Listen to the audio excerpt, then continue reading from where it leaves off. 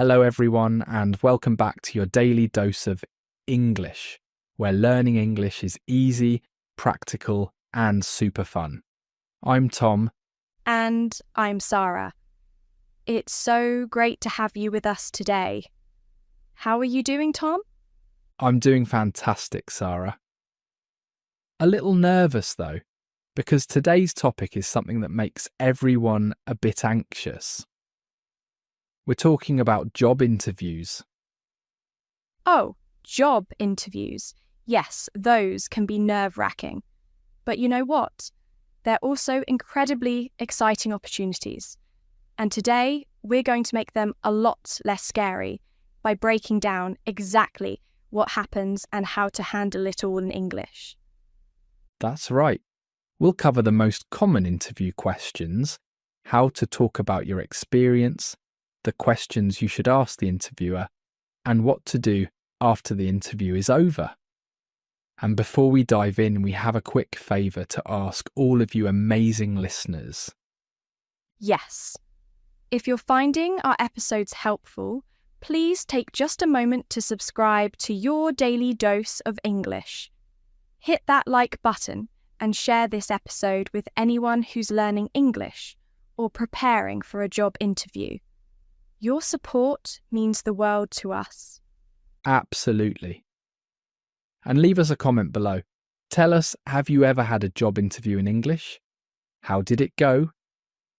We would love to hear your stories. Okay, Sarah, are you ready to talk about interviews? I'm ready. Let's do this. So, Tom, let me start with a question. Have you ever walked into a job interview and felt like your mind just went completely blank? Oh, absolutely. I remember my first big interview. I was so nervous that when they asked me to sit down, I almost missed the chair. It was embarrassing. That's such a relatable story. The thing is, interviews are stressful for everyone, even native English speakers. But here's the secret. Most interview questions are actually quite predictable. If you prepare for the common ones, you'll feel so much more confident. That's so true. The first and most famous question is the big one. Tell me about yourself. Sarah, why do interviewers always start with this question? Great question, Tom. They want to get to know you quickly. They want to understand who you are, what you've done, and why you're sitting in front of them. It's like your introduction, your chance to make a good first impression. Right. But here's the tricky part. When someone says, "Tell me about yourself," you can't tell them your entire life story. You need to be strategic and keep it professional. Exactly. Here's a simple structure that works every time. Start with your current situation or recent education. Then mention a relevant skill or achievement. Finally, connect it to why you're interested in this particular job. Let me try an example. I could say, I'm currently working as a marketing coordinator at a tech company. Over the past 2 years, I've managed several successful social media campaigns that increased our engagement by 40%. I'm really interested in this position because I want to take on more leadership responsibilities and work with a creative team like yours. That's perfect, Tom. Notice how you didn't talk about where you were born or your hobbies, unless they're relevant. You kept it professional, clear, and connected to the job. Exactly. And it was only about 30 to 40 seconds long. That's the sweet spot. Not too short, not too long. What's another common question, Sarah? Another big one is, why do you want to work here? Or why are you interested in this position? This question is testing whether you actually research the company or if you're just applying everywhere. Oh, this is so important. You need to show that you care about this specific company. Don't just say, "I need a job," or "the salary is good." Those might be true, but they're not impressive answers. Right. Instead, talk about what you admire about the company. Maybe it's their mission, their products, their culture, or their reputation in the industry. Then connect it to your own goals and values. Let me give an example. I could say, I've been following your company for the past year, and I'm really impressed by your commitment to sustainability. I'm passionate about environmental issues, and I would love to contribute to a team that shares those values. Plus, I've heard great things about your collaborative work environment, which is exactly the kind of place where I thrive. Beautiful answer, Tom. You showed that you did your homework, you connected your values to theirs, and you explained why you'd be a good fit. That's exactly what interviewers want to hear. And here's a tip for our listeners. Before any interview, spend at least 30 minutes researching the company. Look at their website, read recent news articles, check their social media. It makes a huge difference. Absolutely. Now, let's talk about another classic question. What are your strengths?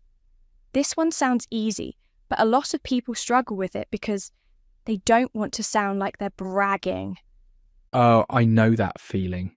It's uncomfortable to talk about how great you are, especially in some cultures where modesty is valued. But in an interview, you need to sell yourself. That's the whole point. Exactly. The key is to be honest and specific. Don't just say, I'm a hard worker. Everyone says that. Instead, give a real strength and back it up with an example.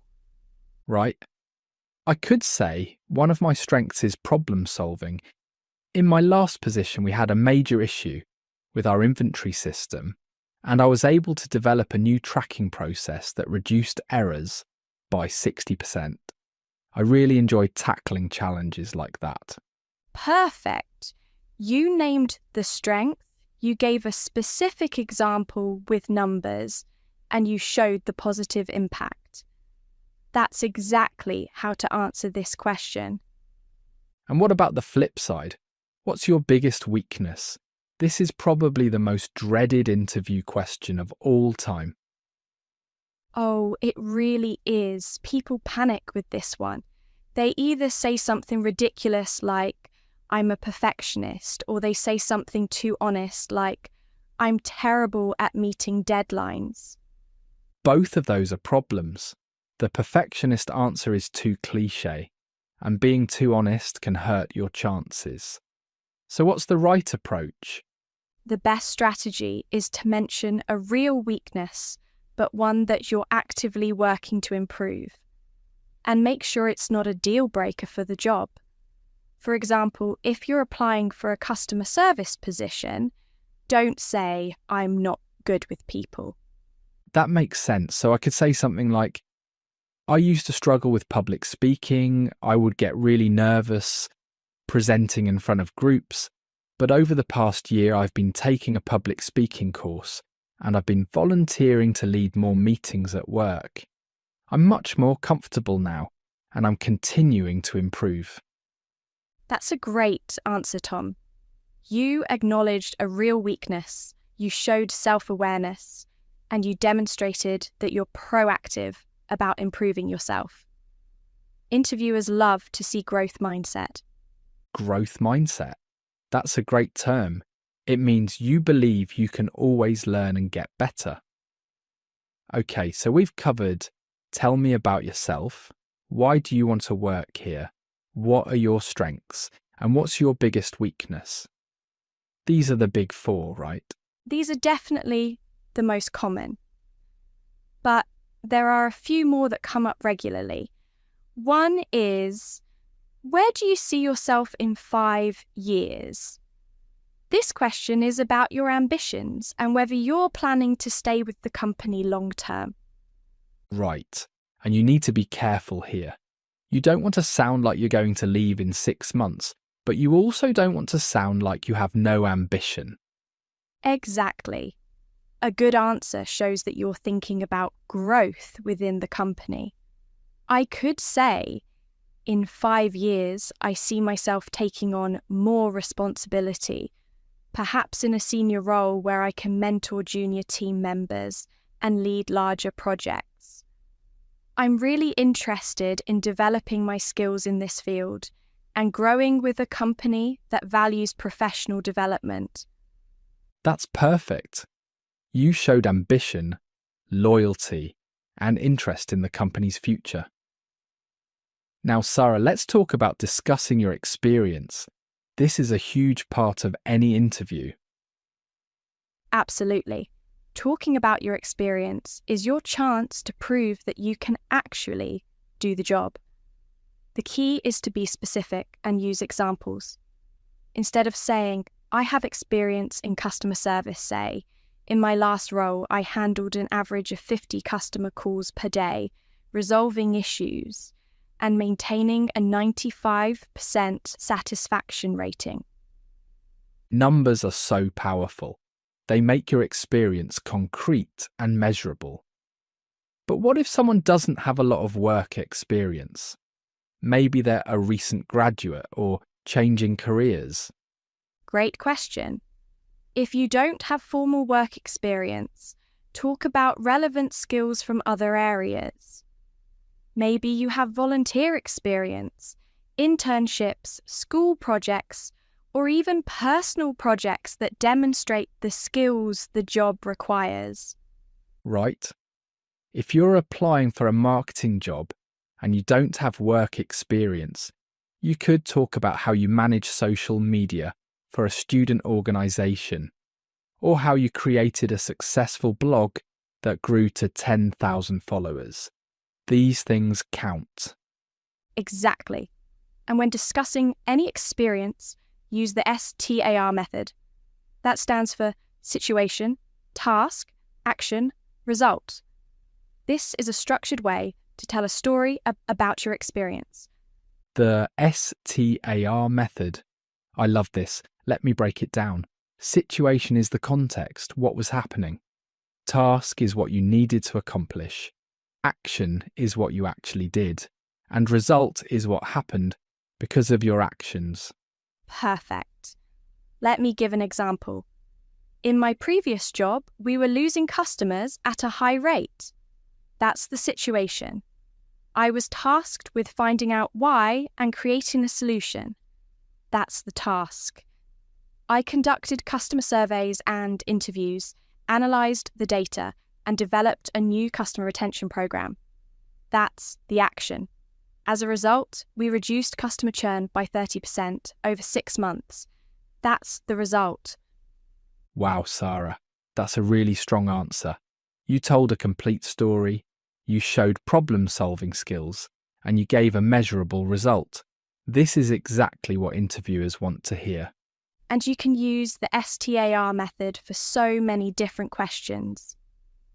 Tell me about a time when you faced a challenge.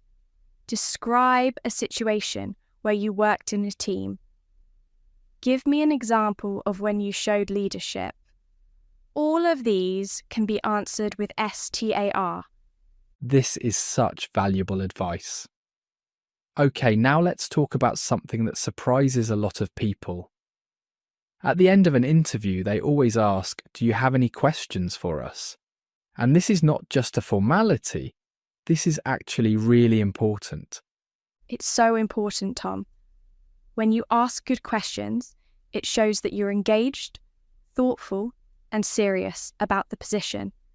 If you say, "No, I don't have any questions," it can make you seem uninterested or unprepared. Exactly. So you should always prepare at least 3 to 5 questions before the interview. Now, what are good questions to ask? Good questions show that you're thinking about the role and the company. You could ask about the day-to-day responsibilities. For example, what does a typical day look like in this position? Or what are the biggest challenges someone in this role would face? Those are great. You could also ask about the team Who would I be working with most closely? Or can you tell me about the team culture? These show that you care about fitting in and working well with others. Absolutely. And you can ask about growth opportunities. What does success look like in this role? Or are there opportunities for professional development or advancement? These questions show ambition and long-term thinking. Right. You can also ask about the company's future. What are the company's goals for the next year? Or what exciting projects is the team working on right now? These show genuine interest in where the company is headed. And here's a smart one. What are the next steps in the interview process? This shows you're eager to move forward, and it gives you important information about timing. Great question.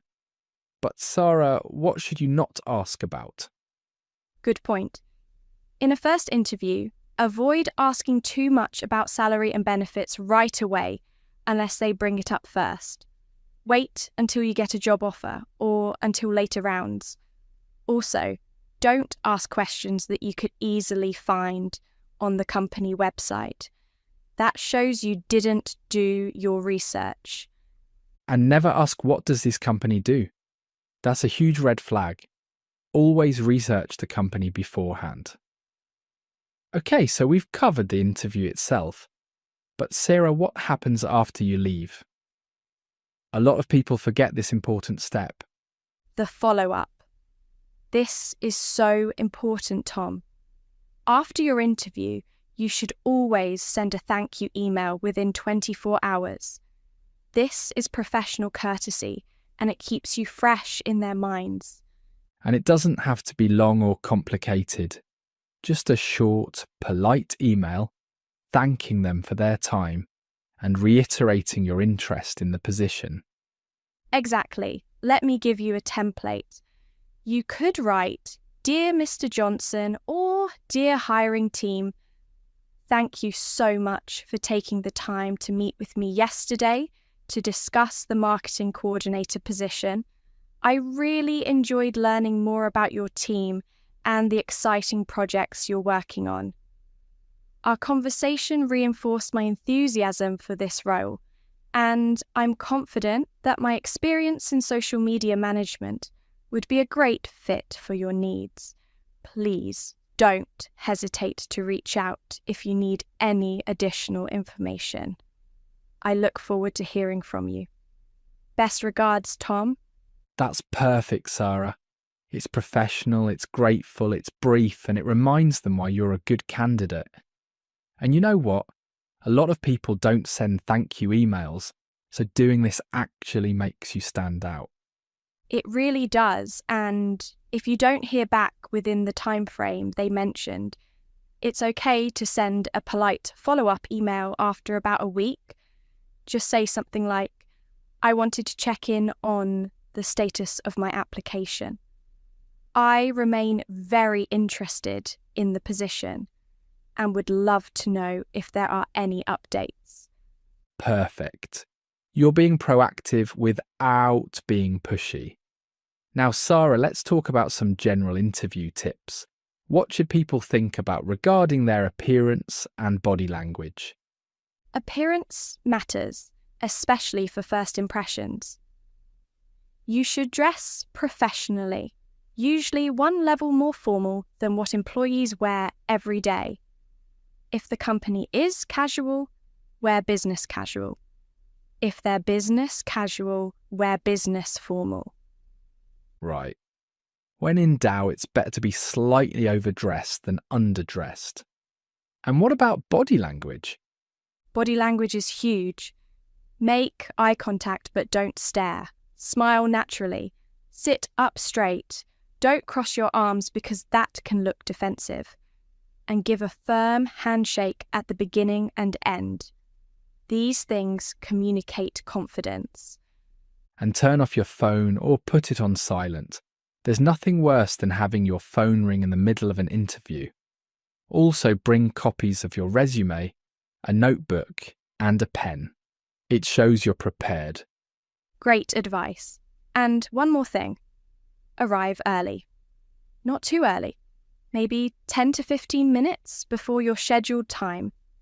This gives you a moment to relax and compose yourself. Being late is one of the worst things you can do. Absolutely. Punctuality shows respect for their time. Okay, Sarah, we've covered so much today. Let's do a quick review of everything we talked about.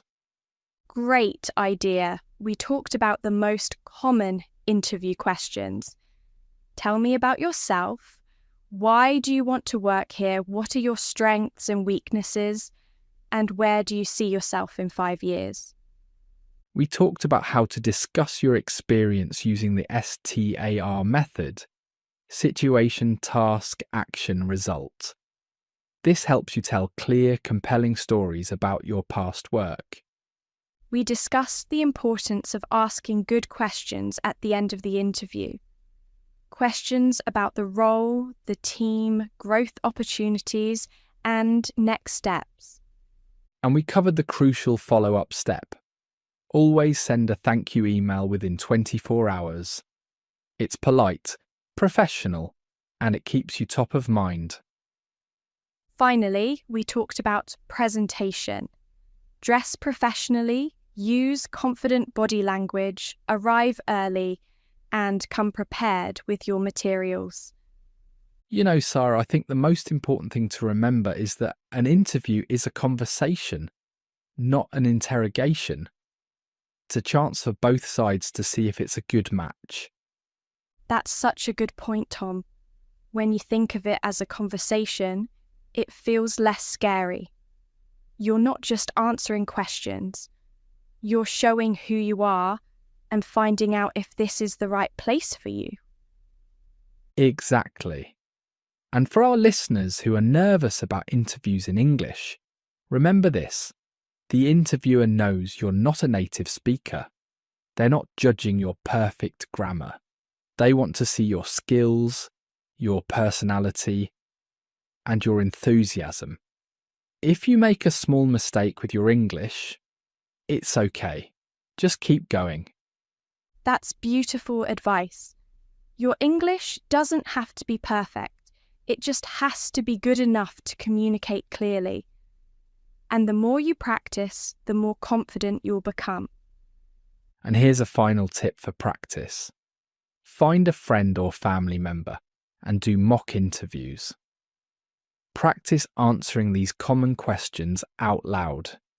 It feels awkward at first, but it makes a huge difference when you're in the real interview. Absolutely. Practice makes perfect, or at least practice makes you much more confident, which is almost as good as perfect. Well said. Sarah, I think we've given our listeners everything they need to walk into their next interview, feeling prepared and confident. I hope so. And to everyone listening, remember, even if you don't get the first job you interview for, every interview is practice. You're building skills and confidence that will help you in the future. That's right. Don't be discouraged. Keep practicing your English, keep preparing, and keep believing in yourself. You've got this. Wow, Tom, we covered so much today.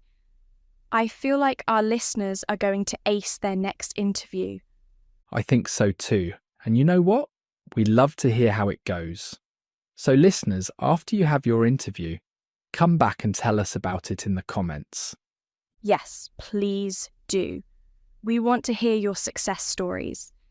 And speaking of comments, here's our question for you today. Have you ever had a job interview? What was the hardest question you were asked? Let us know in the comments below. And if you haven't had an interview yet, tell us, what job are you hoping to get? We'd love to know about your dreams and goals. Before we go, please don't forget to subscribe to Your Daily Dose of English if you haven't already. We have new episodes all the time to help you improve your English in fun and practical ways. And hit that like button. Share this episode with anyone who might find it helpful. Your support really helps us grow and create more content for you. Thank you so much for spending this time with us today. We hope you feel more prepared and confident about job interviews now. Remember, you're capable, you're qualified, and you're going to do great. Keep practicing, keep learning, and most importantly, keep believing in yourself. Until next time, take care and good luck with your interviews. Bye, everyone. Goodbye. See you in the next episode.